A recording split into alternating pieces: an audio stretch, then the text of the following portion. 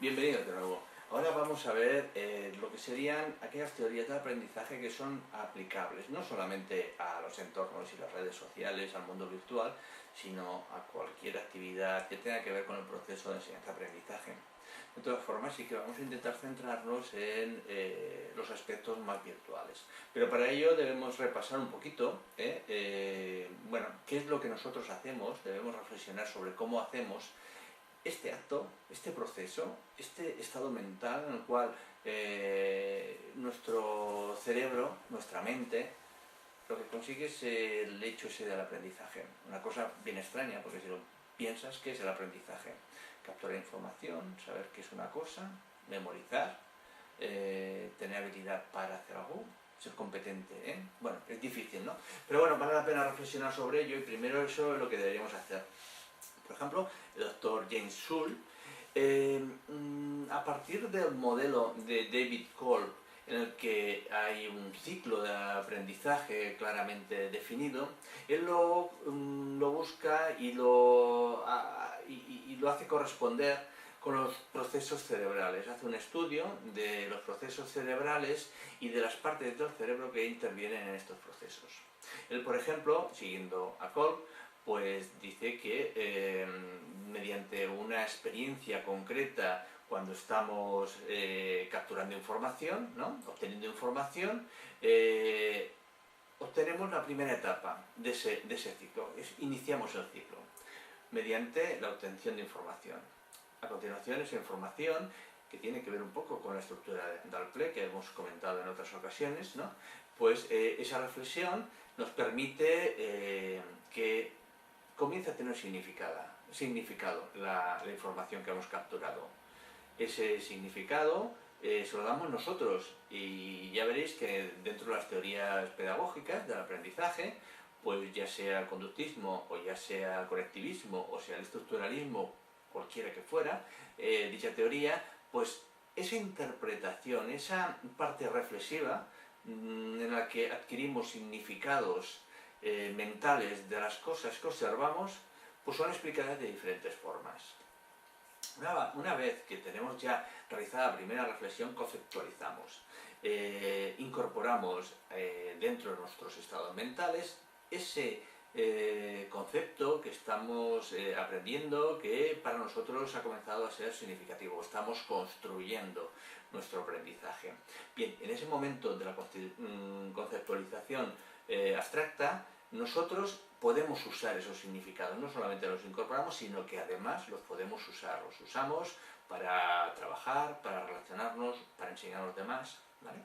Y finalmente, en el ciclo de Kolb, pues nos encontramos con que hacemos uso de todo lo que en este momento conforma nuestro estado mental y lo utilizamos para adaptarnos a la realidad que tenemos, para adaptarnos al medio, para adaptarnos a las relaciones sociales que mantenemos, en el trabajo, etc. Bien, esas relaciones es la aplicación de lo que nosotros hemos llegado a aprender. Bien, cuando realizamos todo el proceso de aprendizaje en este ciclo de Kolb, al final somos capaces de generar ideas nuevas a partir de conocimientos que hemos adquirido, de conceptos que para nosotros son significativos. A partir de ese momento incluso nosotros podemos sintetizar y crear nuevas ideas. Os aconsejo y veréis el ejemplo en el que vemos las cortezas o las partes diferentes del cerebro que intervienen en este proceso de aprendizaje. Os lo dejo y estará en los apuntes. El primer proceso, ¿vale?, que tiene que ver con las cortezas sensoriales, es el que obtiene la información. Y es en la parte trasera de nuestro cerebro donde parece ser que esos procesos comienzan. El segundo es en el lóbulo temporal, en la parte inferior, en el cual parece ser que ahí creamos el significado de aquello que hemos capturado nosotros de la realidad, de los inputs de la realidad, de la parte de la realidad sensible, aquella en realidad que captamos con los ojos, que captamos con los dedos, que captamos con el oído, etc. Bien, pues lo procesamos ese significado. ¿Qué es esto que toco? No sé, es una superficie plana, es una superficie lisa, ¿vale? Entonces aquí comenzamos a crear nuestro proceso de aprendizaje, porque creamos significados a partir de aquello que yo, mediante la vista, el tacto o lo que fuera, acabo de capturar. Parece ser que el tercer proceso, cuando ya conceptualizamos y creamos abstracciones, lo hacemos con el córtex prefrontal, ¿no? Aquí ya reflexionamos, trabajamos eso que hemos aprendido. Si yo he deducido que esto es una superficie plana, lisa, de color gris, que conforma el marco de una pantalla, que aquí hay un teclado, puedo ver que esto lo puedo asociar con unas formas que tienen que ver con un ordenador, un portátil, y puedo trabajar esto. Para mí el concepto de portátil puede ser de una determinada forma, modélico, como decía Platón, pues hay como un modelo que es el mundo de las ideas, pero no necesariamente estoy de acuerdo con lo que decía Platón, pero sí que es cierto que tenemos modelos que nos sirven a nosotros para identificar aquello que capturamos de la realidad sensible y lo transformamos en algo conocido. Si tenemos un modelo en nuestra mente que coincide con aquello que acabamos de detectar, posiblemente estamos conformando la idea de un objeto, de un artefacto, o de un sentimiento, o de lo que fuera, y que hemos conseguido hacerlo mediante el córtex prefrontal. Y finalmente, la corteza motora, la superior, es el cuarto proceso en el cual aplicamos, actuamos. Todo eso que hemos aprendido, que hemos capturado, reflexionado, dado significado, actuamos. Y parece ser que actuamos con la corteza motora. Bien, estas serían las bases biológicas y neurológicas del posible proceso de aprendizaje que nos hablaba Cole. No deja de ser una teoría, pero es interesante poder colocarlo dentro de nuestra mente. En cuanto a teorías pedagógicas, muchas tienen que ver pues, con teorías psicológicas, sociológicas, etcétera, filosóficas.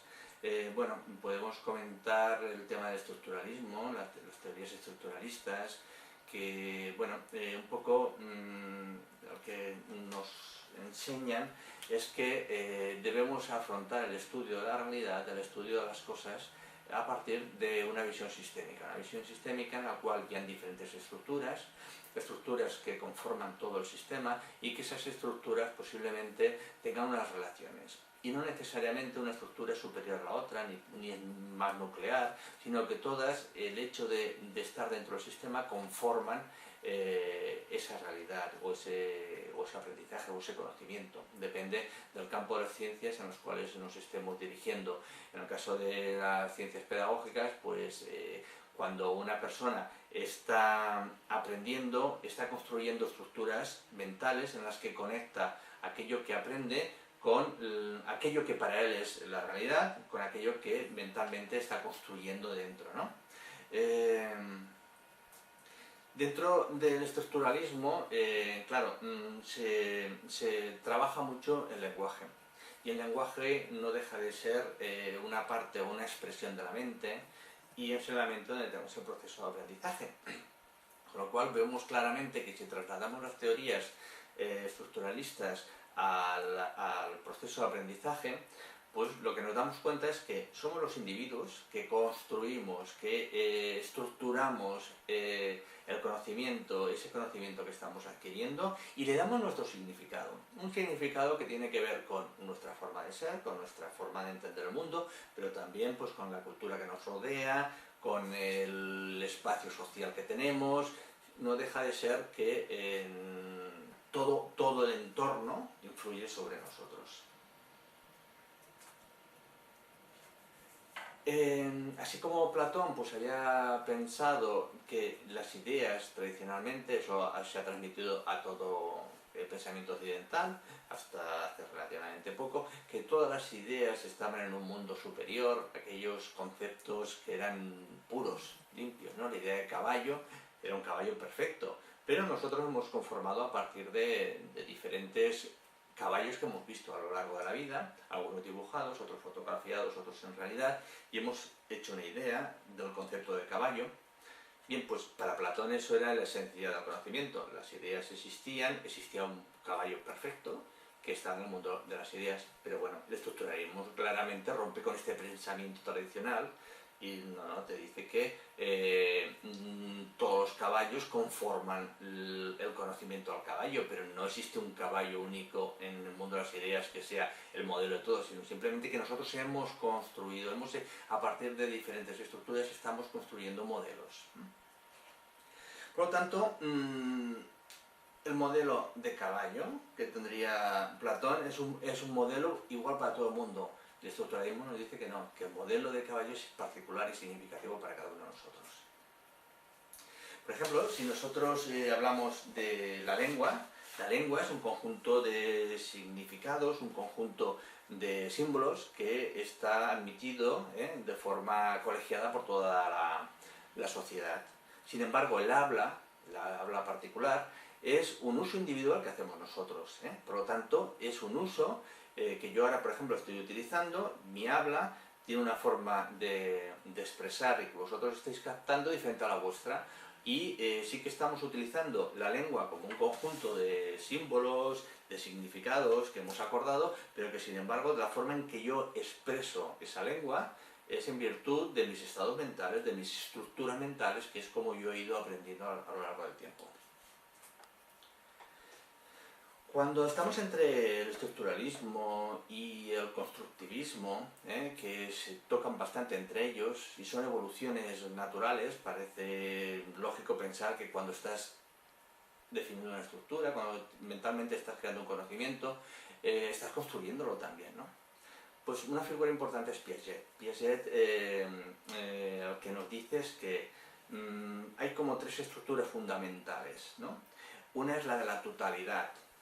En el caso de la totalidad nos dice que la suma de las diferentes partes del todo es superior, del todo, a la suma de todas las individualidades de esas partes. Es decir, si cogemos las piezas de un coche, todas tienen unas particularidades, unas propiedades. Pero sin embargo, la unión de todas ellas, lo que se consigue es la emergencia de una nueva propiedad que es la movilidad. Por ejemplo, una rueda sí que tiene la virtud de rodar y trasladarse, pero sin embargo, si forma parte de un coche, no solamente tiene esa particularidad, sino que es dirigida, sino que es impulsada por el propio coche, etc.